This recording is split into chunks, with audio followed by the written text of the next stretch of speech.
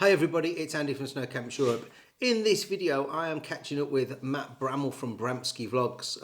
Matt is a seasonaire and content creator, has a very popular YouTube channel. Matt is currently over in Revelstoke in Canada. We're going to have a little bit of a chat about that, and I believe he's got a few questions for me about what's happened here in Capron over the past year and a half. We haven't actually spoke for a while. You may remember Matt was on one of the Sunday ski casts during lockdown 1, and he was also a guest on our Christmas special, I think when he was in Japan. So here we go, just me and Matt chewing the fat. Hey Andy, welcome back. How are you? I'm good, thanks. I'm good. It has been quite a while, hasn't it? Other than a few Facebook messages, we haven't done one of these, I think, since COVID. Possibly since COVID. I feel like we did a couple of things around. Maybe there was a bit of a Christmas special, and I know we did that big debate where we were talking about the effects of COVID on the skiing and tourism sectors. But yeah, since then, I don't think we've done anything. Yeah. I think we were talking off camera. Obviously, we're trying to work out what it was, but I think it might have been that panel thing was the last thing we did do. Yeah. Cool. Right. So you've been in Canada for like nearly 2 years already. Yeah, nearly 2 years. This will be now my second winter in Revelstoke and winter number 5 overall. So yeah, becoming I guess how will we say, bit of a veteran. A veteran ski bum. Yeah, definitely. Cool. And so is Canada all it's cracked up to be? Yeah, honestly, I it's a bit of a hidden secret, I think. You know, everybody flocks to Europe, whether that's for work or holidays, because, well, for so many reasons. I mean, you know, it's near to the UK as well. But once you start going and skiing and working outside of Europe, actually, you realize there's an entirely different world to the I guess sort of the ski scene, as it were, the seasonal work, the general winter life. One of the biggest things I think that took me as soon as I left and went to Japan and then here is how many Australians there are everywhere. What'd you say to an Australian in London? I don't know. Lager, please. Like, you know, like you wouldn't think that, you know, they would be, but they're just as much, if not more, passionate about travel than we are as Brits. Oh god, yeah. Them and the Kiwis for sure. It's funny you're saying about outside of Europe, skiing outside of Europe, and I skied in America twice, and I still say to people, like, it's entirely different. It's not like skiing in Europe. The snow is different. Okay, the après is different. There isn't really the kind of après that we have in Austria. The level of service is so much higher. Mm-hmm. There is even an element of health and safety in ski resorts in America, which just doesn't exist in Europe, or especially in Austria. No, like the one thing that I first noticed when I went up to the mountain at Revelstoke is there's these big disclaimer signs everywhere, and they're also on your lift passes as well. And all in all, it basically says, look, the the responsibility falls on you, you know, and especially with a ski hill like Revelstoke, that I think it plays on the mind of a skier, and they basically, I think it forces them immediately to, you know, think about things safely and not do stupid things. And yes, there's always going to be accidents, but you don't have some of the stupid stuff that we see in the bigger resorts in Europe. Yeah, it's funny because the two parts. Obviously, we've just had an avalanche in Zers, which came off like a big overhang cornice, melted in the sun and fell and came down a piste. 10 people were buried. Luckily, nobody died. They all got dug out. But we were talking about that, saying, like, should that have not been controlled? Now, maybe it should have been controlled. Maybe it wasn't for a reason. Who knows?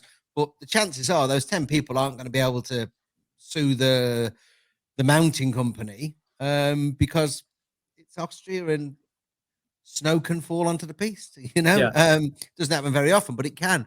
But it's quite an interesting one. But then the other thing, saying about things we've seen in Austria and the number of collisions we have on the glacier. But today we were on the Maiskoga mountain and literally just about to set off and do a demonstration, and I heard a big clatter, and I looked behind, and from about 60 meters away, a kid was sliding down, a teenager, on his belly at speed.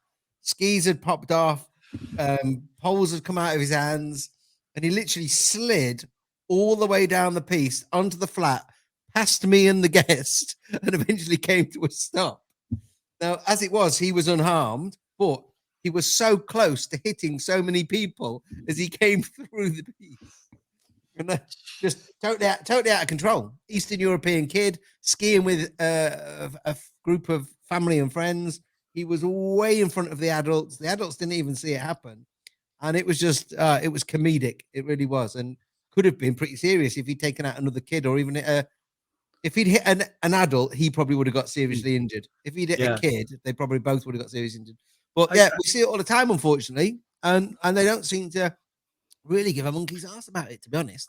On the mountain, we had in November we had 7,500 people on the glacier, of which 70% of the open terrain, which was minimal, had been given to race teams and race clubs, which meant everybody else was stuck on the two main runs coming down the side of the T-bars, of which one was only half the width of it normally is. And we've got a video of 3 o'clock when everybody's coming down, and it was just bedlam, absolute bedlam. Now, on a health and safety side, one, don't give all of the terrain to the race teams, keep some for the tourists, and two, don't let 7,500 people go up when there's only about 30% of the mountain open. Crazy. I've seen you put a couple of posts actually about that up around the number of races sort of hugging the limited space that there is right now. It seems to sort of, it's a bit of a contentious issue, I guess. Yeah, we've done a podcast on it because of the kind of the problems that they cause in the pre-season, and I understand the race teams and the race clubs need to train, especially those professionals. But we get a lot of Eastern European clubs come in, just like literally kids programs, and they'll bring 20 or 30 kids with them. They've all got these massive rucksacks. They don't actually spend any money because they take their food up with them. They don't even go into the Alpine Centre to buy a drink. They sit on the piste and they eat and drink. Then they get these race lanes, which are actually given for free. They're getting discounted club lift pass prices, and they've got the terrain. And then the people who are on, whether it be ski instructor courses, on our camps, or with other organisations up there, who are paying the full price, who are going in and spending 15, 25 euros at lunch every single day, they're getting given nowhere to ski. It's ridiculous. It really is bonkers, and especially this season because the pre-season was so dry with snow. But then again, that's another reason why so many of the races are on the glacier, because they can't go anywhere else. Yeah. Which I get it, but just to give up so much of the terrain to these race clubs seems bonkers when you're not making any money out of them. The Kitstein actually posted a picture on their social media last week, and it was looking down from the very top of the glacier, the Gipfel Center, onto what is a teaching slope, and you could see the rutted lines where the poles had been and the races had gone down. Yeah. And it said something like, "Oh, perfect pistes." And it was like, well, yeah, perfect when they're open, and they're perfect for teaching if you can use them. But we couldn't use them. So the only accessible beginner, low intermediate piste that had snow in it, we couldn't use. So yeah, bonkers. Yeah. Wouldn't happen in Canada. do you know that there are teams and it's, I mean, there's a similar thing in the sense that, you know, they're always traveling around and trying to find space. I think that the Revelstoke is not exactly a place for, you know, like race training. You know, it is very much your extreme backcountry style skiing, but we do have ski clubs that do come here because of the vertical. Actually, there's so much of it that it is it does provide a unique way to challenge the youngsters. So they do come and learn here. But yeah, I did just want to ask you, because I know we talked a little bit about it before we started then, but it sounds like the risk is quite high in Europe right now with the challenging conditions. Yeah, we've not had a great deal of snow since the beginning, to be fair, and the glacier did open late October, and there wasn't a great deal of snow on there. They pushed all of the snow that they'd farmed at the end of last season, which wasn't as much as normal because the end of last season was quite dry as well.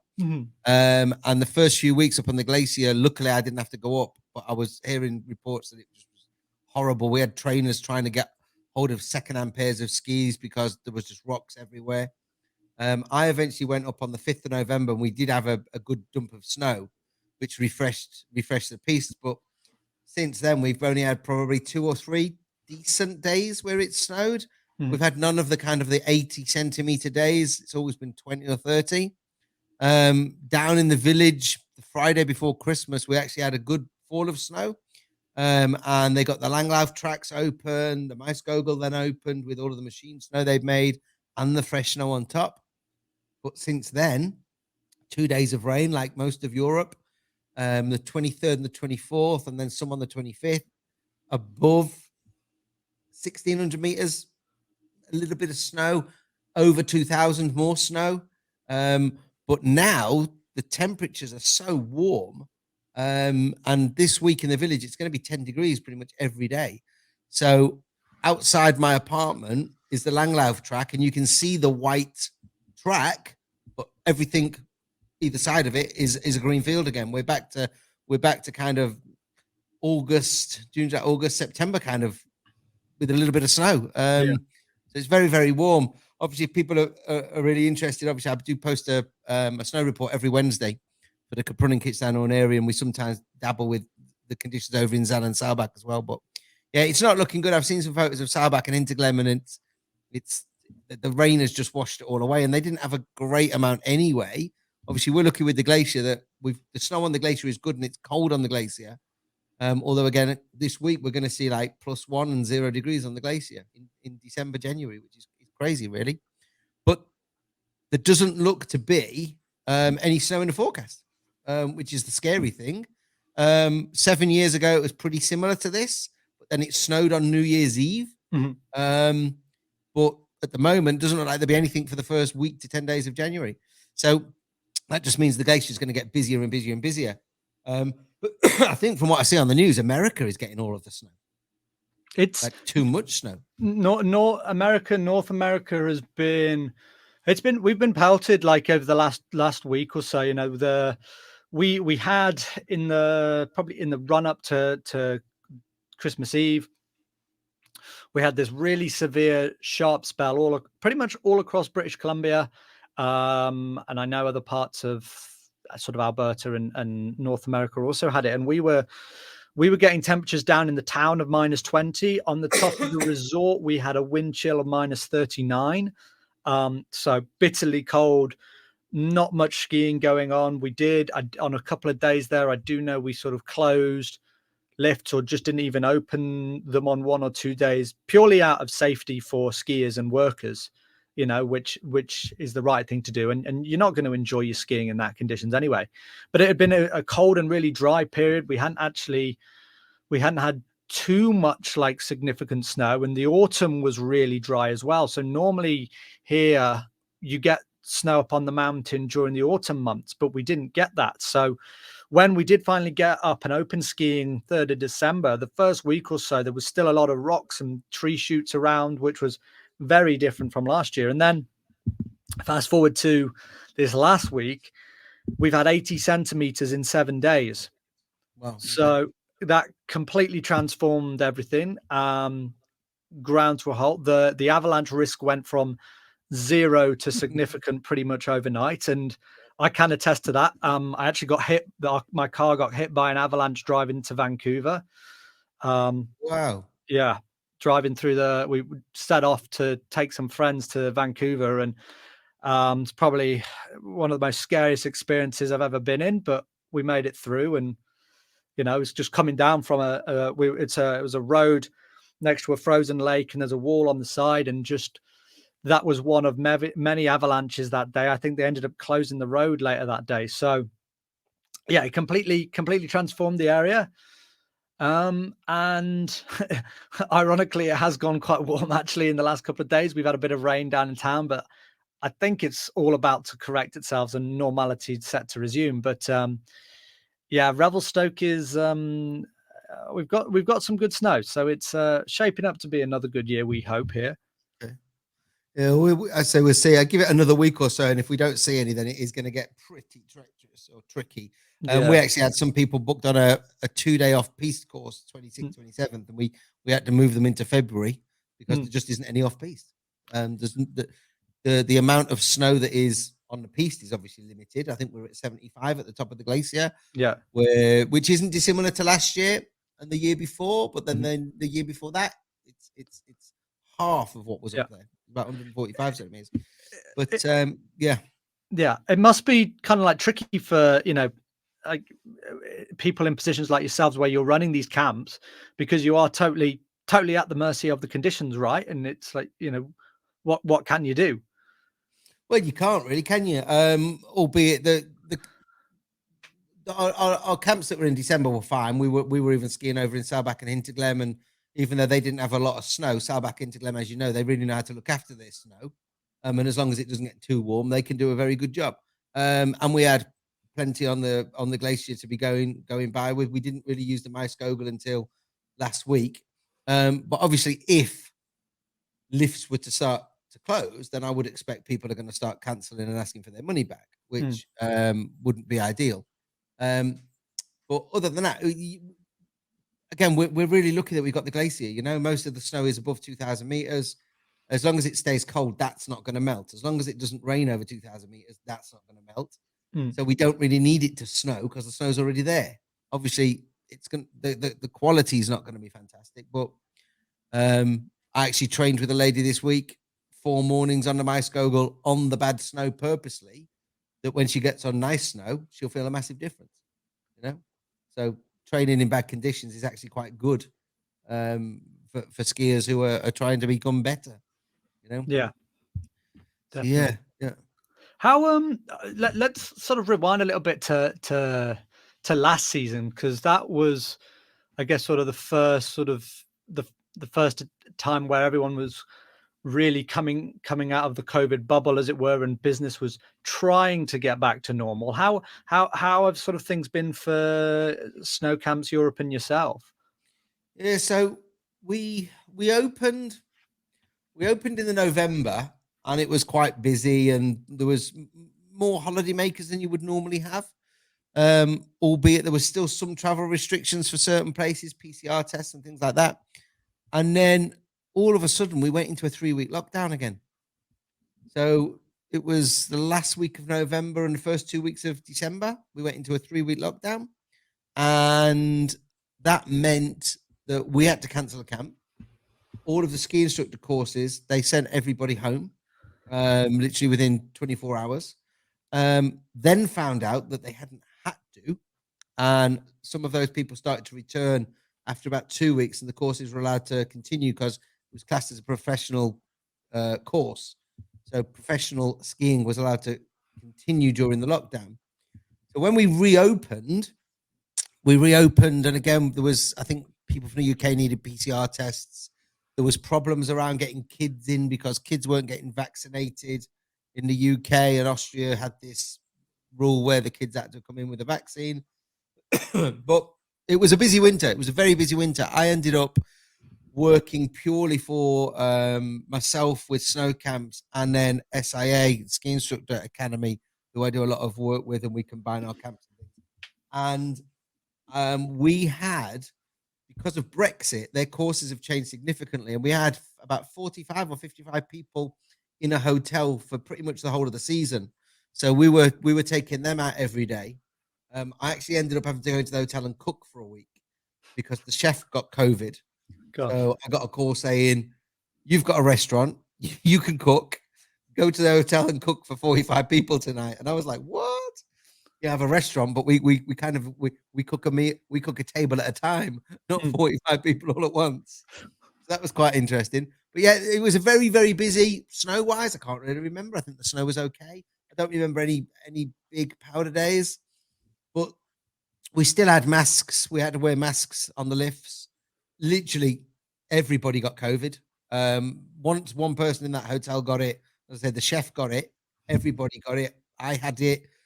I think it was probably my second time with COVID. The first time was before COVID existed. Yeah.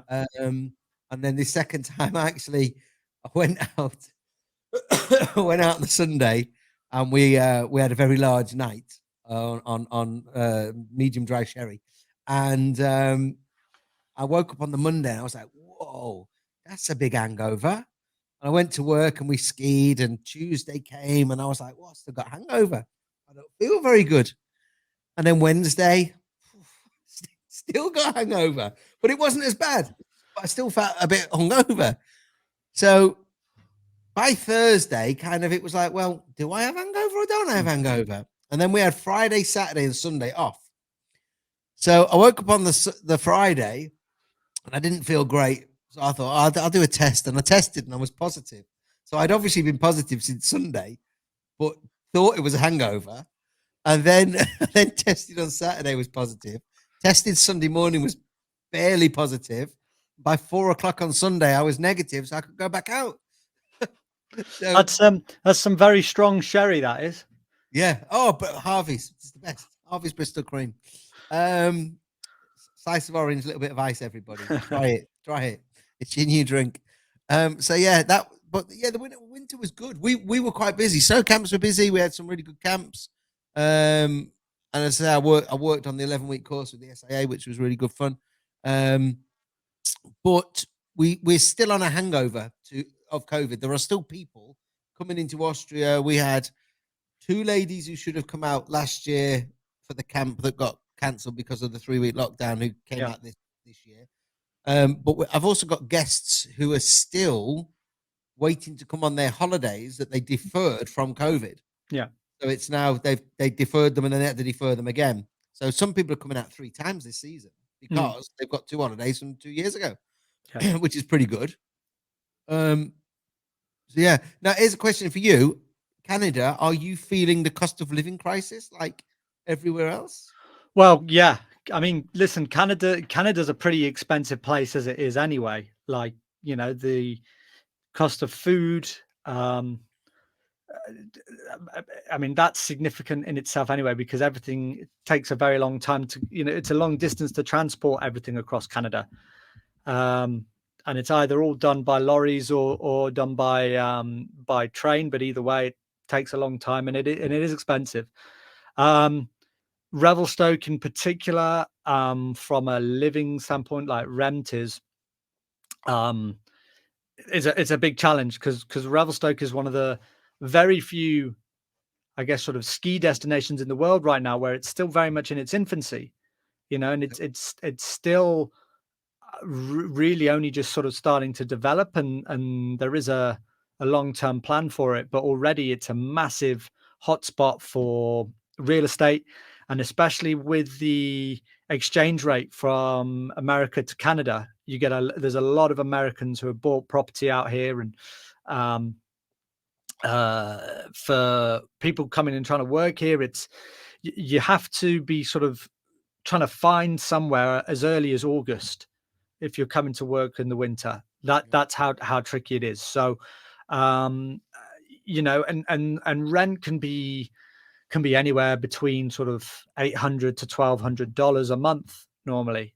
So it's quite a lot. Food, I'm just trying to think, you know, a carton of milk, for example, costs roughly around $6. So what's that? £3-4, something like that. What? Yeah.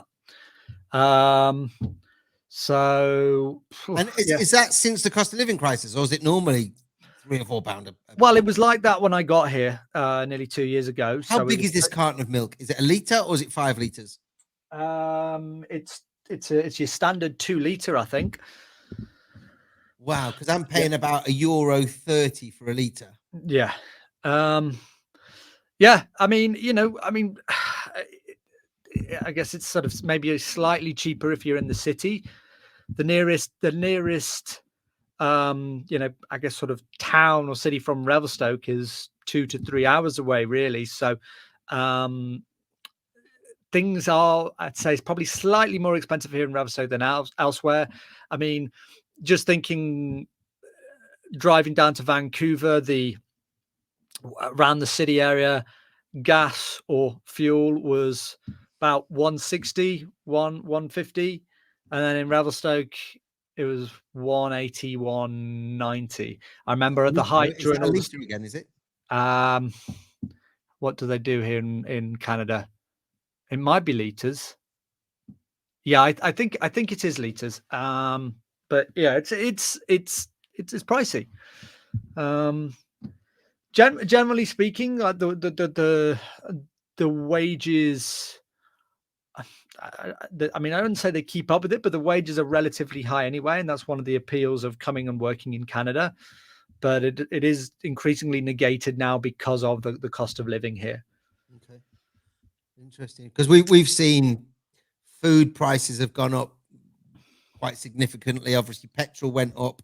Yeah. It's come down a little bit, but it's not down to where it used to be. My electricity for my apartments has gone up 50%. Yeah. Luckily, I'm not on gas in any of them, so that's kind of good. Although our Betriebs costs, so like the service charge in the buildings, one of them has gone up about 50%. Yeah. Because that includes the heating and the oil. The heating is oil, and the oil has gone up massively. Obviously, the lift pass prices have gone up.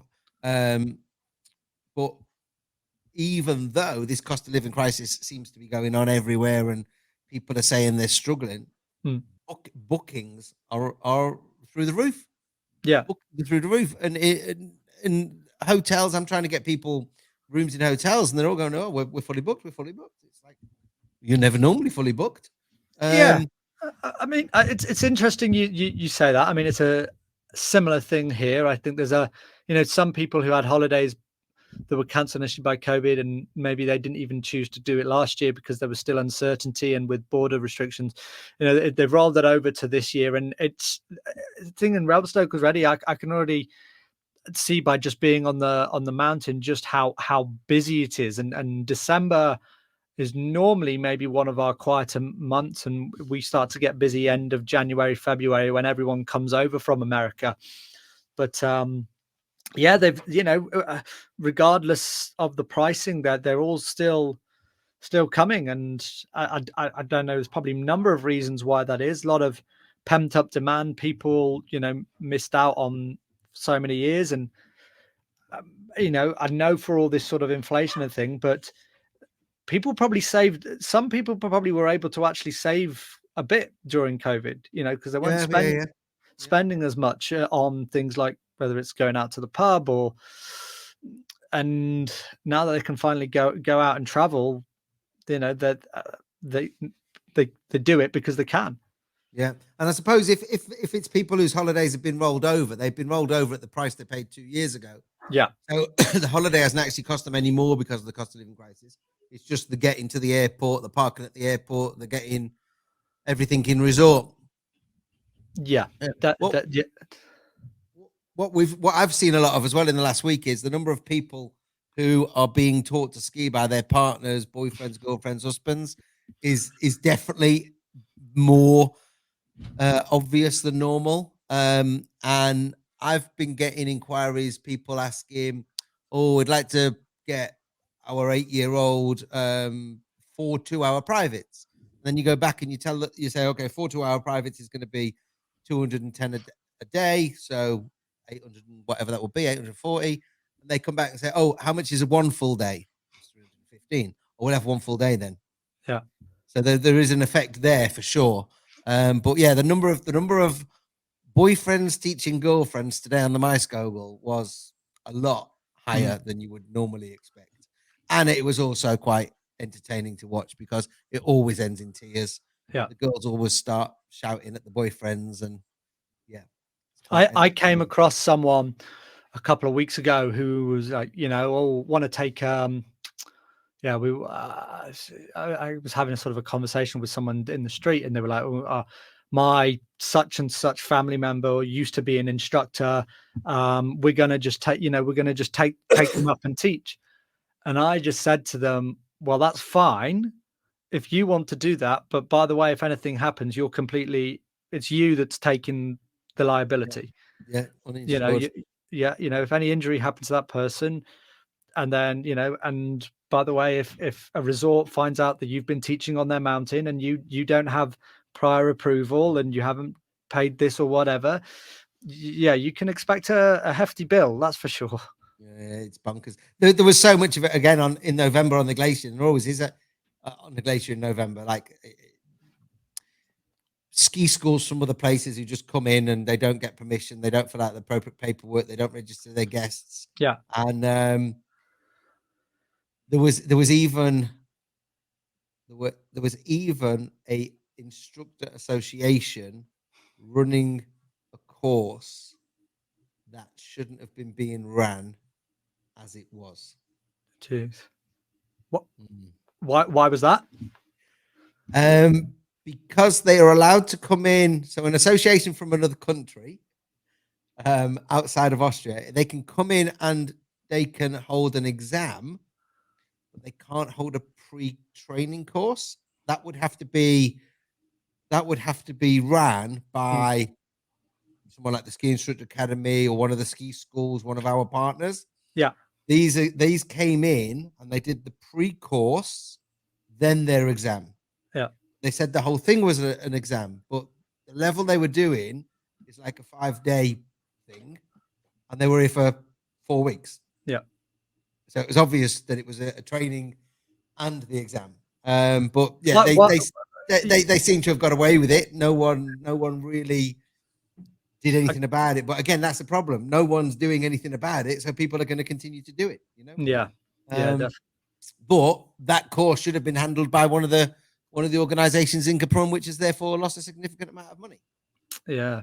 You know? So how are things looking for you though for the rest of the season? Are you still got sort of good numbers, and what sort of things have you got lined up?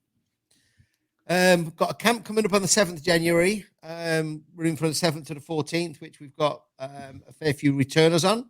Got some new people as well. So that's going to be quite good fun. If anybody is watching this in time and wants to jump on, we can add more people to that. I then am going to work I'm going to do my snow camp stuff, and I'm working for one of the ski schools from around the 14th of January until the 5th of March. So I'm going to do some ski school stuff, help them out because, again, because of Brexit and because of COVID, everybody is short of instructors. So I'm switching over to the ski school. I'm going to run my snow camp stuff alongside that. Got a lot of privates booked in already for January, February, February half term. I'm always fully booked, but I can book more instructors. So again, if anyone's watching and they're coming to Capron, then just email me and we can sort you out. And then we got another camp running in March. At the moment, that's not got that many bookings. And as long as the snow doesn't fall, I wouldn't expect it to get many more bookings until closer to the time. But normally that March camp starts to book up in January and February. And that's normally one of our most popular ones because the snow's there. It's normally a little bit warmer and we can ski like 3 or 4 different ski areas, which is good. And then my plan is actually this year, I'm probably going to finish around Easter. I think Easter's the 18th of April this year. So I'm going to actually finish after the Easter weekend, where I would normally go on with the courses until into May. But I'm going to finish a little bit earlier, have about 6 weeks off before we open our restaurant for the summer in June. Because I think you know that I didn't give birth, but me and Vanessa had a baby 7 months ago. You did. Congratulations, by the way. Yeah, cheers. So I want to spend a little bit more time with him for the 6 weeks in between winter and summer, because summer is full gas mental for 16 weeks. And even though I get to see him, I won't get to spend much time with him. So yeah, but no, winter is looking good. It's looking good at the moment. The bookings are good. Obviously, if the snow comes, then it's going to continue. I have to say, COVID was very good for Snow Camps Europe. COVID was a big win because I was able to do all of the COVID reporting. I was able to get myself on the Chinese television news network, and that grew my Facebook page and the YouTube channel significantly. And I'm now getting the payback for all of that work I did when we couldn't ski, where a lot of people kind of just shut up shop, sat there and did nothing. I kind of offered a service in that I kept people up to date with what was going on, the most accurate, up-to-date information coming out of Austria. that that's kind of catapulted snow camps, to be fair. So not all bad that came out of COVID. I was gonna probably delve into that a little bit with you, and I'm quite interested to get your insight, I guess, from someone who you know, running like a ski business like that, because I know we've obviously we've you know, established a relationship over a couple of years now, but snow camps really sticks out for me, having, you know, doing a lot of stuff across social media and video platforms as a company that markets very well digitally, and especially in today's day and age, like that is important. And I actually certainly don't see a lot of, I haven't come across many similar companies that do it as well as you do it. Like, you know, the frequency of it, the community engagement part of it as well, and it just seems like you, through doing that so much, you've built up quite a loyal consumer base. Yeah, yeah. And it's interesting because I see a lot of those other companies who are spending money on marketing, but they're not doing the social stuff. They're spending on other stuff, Yeah, and they're not necessarily doing as much social. They might be posting on social, but it's normally, here's a picture of someone with their hip to the ground, or here's a picture of the view. It doesn't actually, in my opinion, add value to the yeah, person who's looking at that post or that video or that vlog or blog or whatever you want to call it. So one of our biggest things is I don't spend anything on marketing. The only thing I spend in the way of marketing materials is each year we have a different gift to give the guests. This year it's a buff. We've had water bottles, we've had backpacks, things like that. If I was spending money on marketing, obviously I would want a return, but that cost would be put onto the price of the camps, and our camps are extremely inexpensive for the product that you get when you get here. And you can see that through the reviews we've got on the Facebook page. So my marketing plan and strategy is all Facebook and YouTube. There was a bit of Instagram at one time, but Instagram lost the account, or I can't get back in, or I don't know what happened. I don't get it. I never. It's a platform I never really understood. Yeah, I didn't really use it much, to be honest. I think since I've started doing all of the Facebook lives, which I normally do 2, maybe 3 a week, I could have also gone live on Instagram, and maybe that would have brought me a bigger audience on Instagram. But to be honest, the account going missing or whatever has happened to it wasn't really a big problem. But what is quite interesting is our consumer base, because the business has been built off the back of Facebook, is a slightly older consumer than some of the other businesses that operate in this area. So I would say my average guest age is about 49, 51. We get a fair few over 50s, over 60s, and even over 70s, which that's not a problem. That seems to be the audience that I appeal to. But also with Facebook now being predominantly older people, the youngsters have gone off to TikTok and places like Instagram. I'm not getting as many inquiries from the 20-year-old market, you know, which is quite interesting. But again, that's not a problem. I'm more than happy to. The people who are coming are nice people. We attract. I think if people resonate with me when they get here, we get on. You know, we've just had a camp in December. I had a few people who were returners, and then I had 6 returners and 10 new guests. One of the groups was 2 of the returners and 4 or 5 new guests. Them guys had such a good time. They've already booked to go away together to Spain later in the season. Yeah. And they're all talking about coming back next December to do the camp again as a group. So a group within the bigger group that we'll have. And I think that, again, is because if people are watching me on social media and they like what I'm saying, they like what I'm doing, they like my personality, we're going to get on when you get here. And if everyone's getting on, we have a blast. We have a right old laugh, you know. We also learn to ski, or we also improve our skiing, but we have a very good time on and off the piste. It's certainly, Facebook is one which I've this winter been trying to sort of increase my content production on alongside the videos, and yeah, you do know, the more you post, the more just as a general organic growth tends to happen, little by Yeah, little. I try on YouTube. I try to do 2 to 3 a week. But we've recently stopped with the podcasts that I was doing with Paul from the Ski Instructor Academy, because Paul actually retired and has left the business, so that kind of stopped the podcasts. And we haven't yet got a plan to get them going again, which is a bit of a shame. So my YouTube actually went down to about one a week, which was the snow report.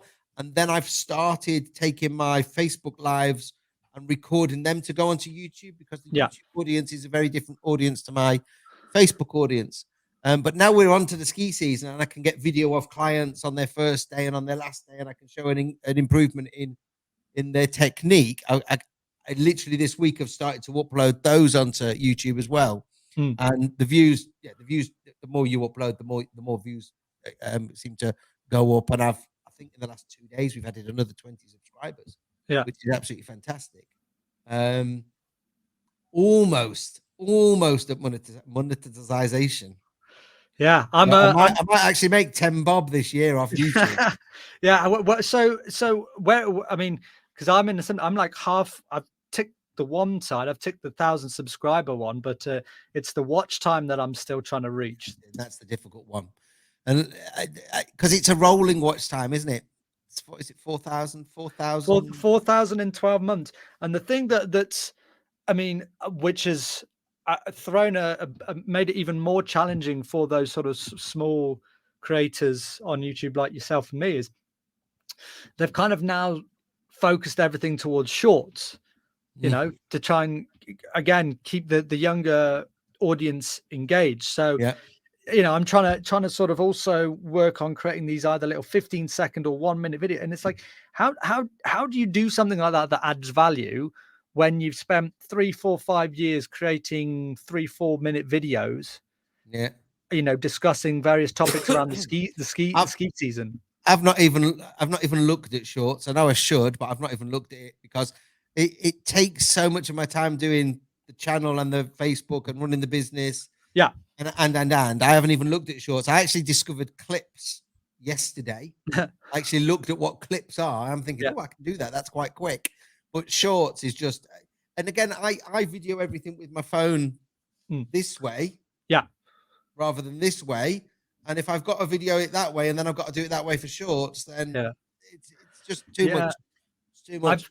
It's been a weird one. I mean, for the one thing that I've managed to make work so far is using just like already footage that I've filmed. So GoPro clips that I might not have put in like a vlog, and try and slam it together and put it on the short. Now, what I will say about shorts is actually, if it takes off, you can get 1,000 views in a matter of like minutes. Okay. And it does actually can bring people to your channel in a very different way from your videos, but it will still can bring you subscribers. I know in the shorts that I've done so far, I can see that a lot more people from America have now started coming to my channel. Yeah, it's interesting. I looked at it was about a day or two ago. I looked at your channel and saw the number of subscribers in the last like 28 days was massive. Yeah. Which is interesting. What I also found out, and whether people who are watching this are finding this interesting, I don't know, but obviously we do, and that's why we're talking about it. When I do the snow report, I try and get somebody to do the intro for me. Yeah. So they say, here it's the 26th of December, it's Wednesday, blah blah blah. Here's Andy Rose with the snow report. And I got a Danish girl to do it from my Danish ski instructor group in November. And she posted on she sent the link to her mum. Her mum then posted it, say, oh, look at my daughter. She's famous on YouTube. Yeah. I got about 20 Danish people all subscribed to my channel. Nice. So it's now like, right, can I get an American to do that? Can I get a Canadian to do it? Because it's going to open me up to other markets, you know? I mean, like every time now when I make a video, one of the things that they tell you, it's like that first sort of 10-15 seconds is crucial in terms of what you're doing. I mean, obviously, if you've got your loyal sort of audience, they're always going to come. But in terms of actually trying to attract new people, you've got to come up with something in that initial couple of seconds there that's going to grab people and make them want to still watch your video, because if not, they'll scroll on to the next thing. But yeah, what's interesting, and this started by you saying about how we market on social, and I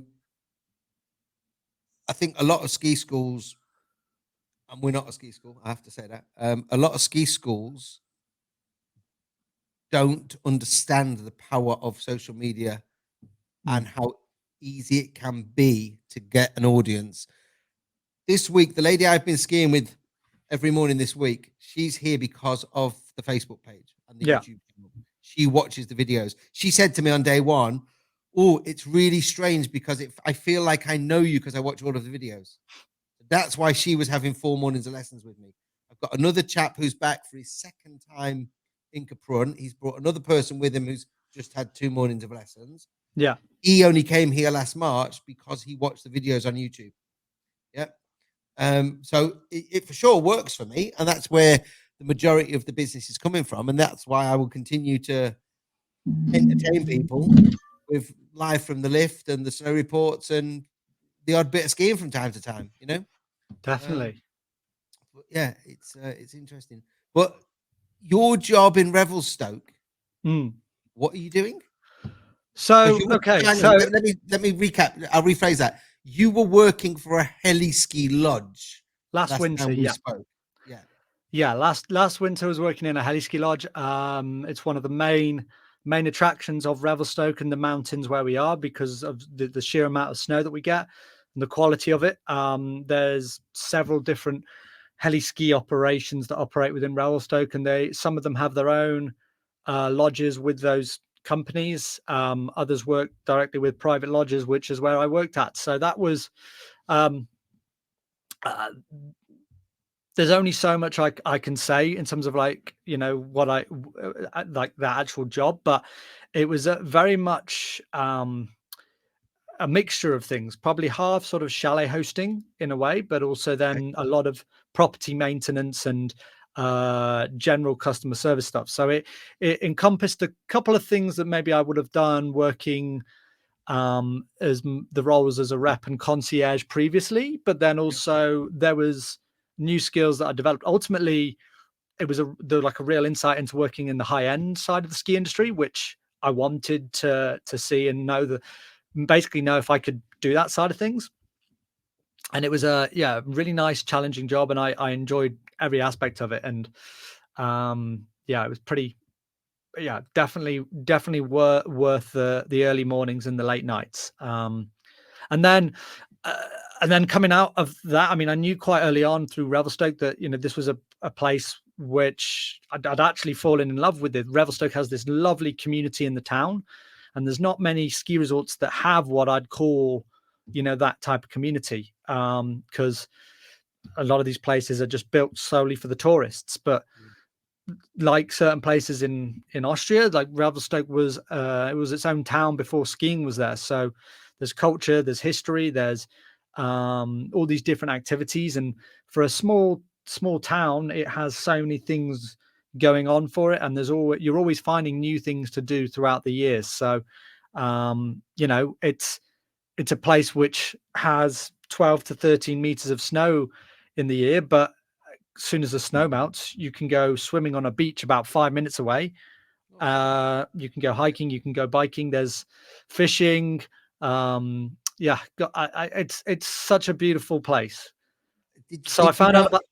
Did you not, or were you not responsible for introducing the game of cricket to Revelstoke? Well, actually, funnily enough, so cricket had already had a history in Revelstoke, and I'd done some digging and found out that back, I guess, in colonial times, there was a club there. And I knew when I moved out to Revelstoke that there was a small group of guys that were literally just hitting a bat and a ball in a park. And I got involved with them in the summer, and through sort of previous experience at clubs back in the UK, I kind of knew a bit about, you know, organizing matches and doing things. And I found there was some actual clubs down in the valley. And so we, you know, just spent sort of a lot of the summer actually trying to take the club forward. And actually, in sort of over these winter months, was kind of hoping to sort of put them together as an actual legal structure and try and, bring it properly to Revelstoke. But that's a project that needs more than one person to put in the effort to it. So we shall see. Okay. But now, so now I what happened was I decided I wanted to apply for permanent residency. To do that, I was told, right, I need to be in an entry-level job for 9 months before I can apply. So I started actually working for the resort in the sales and marketing department last April. And it's been an eye-opening experience, actually working directly within the resort and understanding how a resort actually works. I think when a lot of people go skiing, they just see it, as a couple of metal poles in the ground, pylons, and some plastic tickets that they buy. But in terms of the actual operation and logistics that come to running a resort are immense. So many, but a lot of it is done with actually a small group of full-time staff surrounded by a lot of the seasonal stuff, and it's I love it. I actually found it quite hard initially adapting to being behind a desk, but I think when you want to sort of move up, I guess, in the industry and try and build a career, there's a couple of sacrifices that you've got to be willing to do there. And, I'm at that stage where I was willing to do that. The only snag, shall we say, which I just told you about before we started recording this, actually happened just last night. And I got told actually that my current role does not make me eligible to apply for permanent residency. So still trying to process that and try and just confirm that is the case, because that throws everything in terms of my life plans off the rails and will send me back to square one in September when my current permit expires. I'm hoping that's not the case, but yeah, I don't. I don't really have the full information on it, to be honest. Yeah, well, hopefully it'll sort itself out. But if not, sounds like you're going to be coming to Capron next winter. yeah, definitely. I mean, I've always kind of, every time so far when there's a challenge been put in the way, I've kind of sort of adapted and come to something else. And I always loved Austria. And the way the channel's been growing. You'd have to get a permit. You'd have to get a permit for Austria. There's a Brexit. Yeah, I know. You've not got a European passport, have you? No.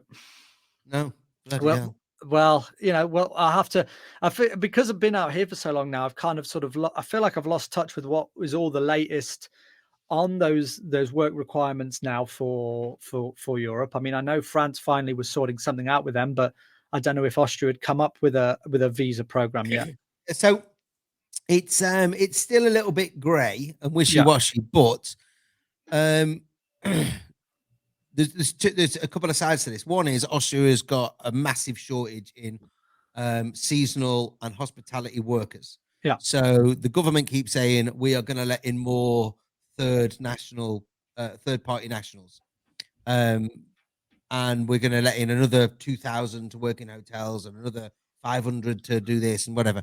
So it is. They've realised that they need third-party nationals to come in and work since COVID, when a lot of people went home. A lot of the Hungarians, the Polish, the Slovenians, the Slovakians, the Czechs who were working in Austria, they all went home and they didn't come back. Obviously, the British, nearly all of them who had left couldn't get back in. Yeah. The ones that were here was able to get their Article 50 cards, whether it be a 5-year or a 10-year card, and they're okay. I know of some ski schools that have been able to get permits for English instructors because they have a need for English speaking instructors, because they have a massive English school base, let's say, for their ski school business. So that's worked for them. And I think this year, one ski school, I know I've got 6 permits for 6 English people. But each one of those permits costs the ski school something like 150 euros. Mm-hmm. Now, all of the other ski schools that don't have a great need for English, like British instructors, they're not prepared to spend the 150 in case they don't get the permit. So they were like, well, we'll just attract more Polish teachers who can speak English, more Slovenian, Slovakians, Hungarians, and people who can come and work here. So a lot of the ski schools aren't prepared to spend the money to do the process. Yeah. The ones that are seemingly getting the approval to get people in. It now looks like, from what the Austrian government have said, is there will now be more permits for British workers to come in and work in hospitality, hotels, restaurants, bars, which are massively understaffed at the moment. It's funny that, who would have thought, hey? Yeah, it's exactly, yeah.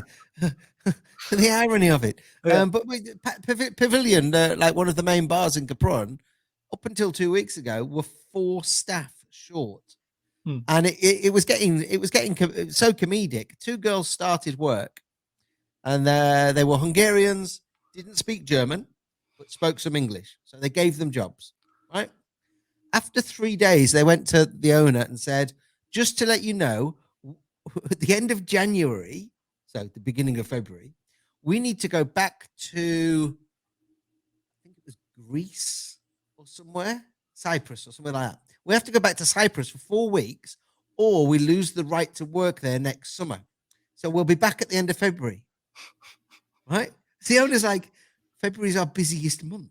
You can't start work, then tell me you're going away for 4 weeks, then you're going to come back. You've just moved into our apartments that we give you as staff members, and you're telling me you're not going to be here for the busiest month. So they went.